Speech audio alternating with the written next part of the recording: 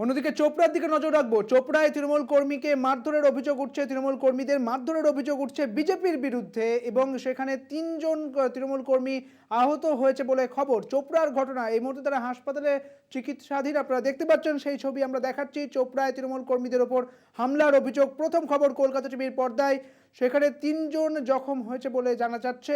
এই হামলার অভিযোগ উঠছে বিজেপির বিরুদ্ধে। আমাদের সঙ্গে রয়েছেন আমাদের প্রতিনিধি বিক্রমাদিত্য বিশ্বাস। বিক্রমাদিত্য, ঠিক কি ঘটনা ঘটেছে আর এই অভিযোগ কার দিকে করা হচ্ছে? দেখো, মূলত এই অভিযোগটা তৃণমূলের দিকে করা হচ্ছে। তৃণমূল কর্মীরা তাদের উপরে আক্রমণ করেছে বলে জানিয়েছেন।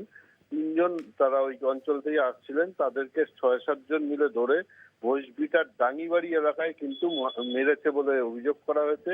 তাতে ৩ জনই যথেষ্ট পরিমাণে আহত হয়েছেন। তাদেরকে ইসলামপুর মহকুমা হাসপাতালে নিয়ে আসা হয়েছে এবং সেখানে তাদের চিকিৎসা চলছে।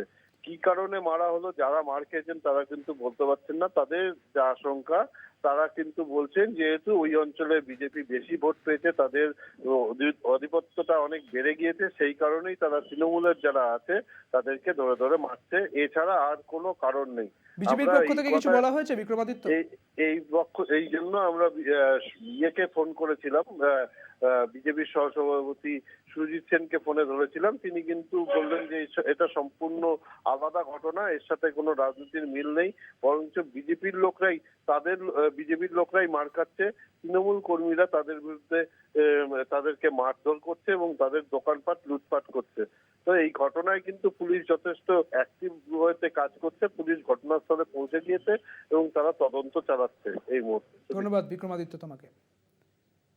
এই মুহূর্তে চোপড়ার ঘটনা, চোপড়ায় তৃণমূলকে মারধরের অভিযোগ, তৃণমূল কর্মীদের মারধরের অভিযোগ, ৩ জন জখম হয়েছে, তারা এখন হাসপাতালে চিকিৎসাধীন। আপনারা দেখতে পাচ্ছেন সেই ছবি আপনাদের দেখাচ্ছি, প্রথম খবর কলকাতা টিভির পর্দায়। এবং এই অভিযোগ উঠছে বিজেপির বিরুদ্ধে, যদিও বিজেপি তা অস্বীকার করেছে।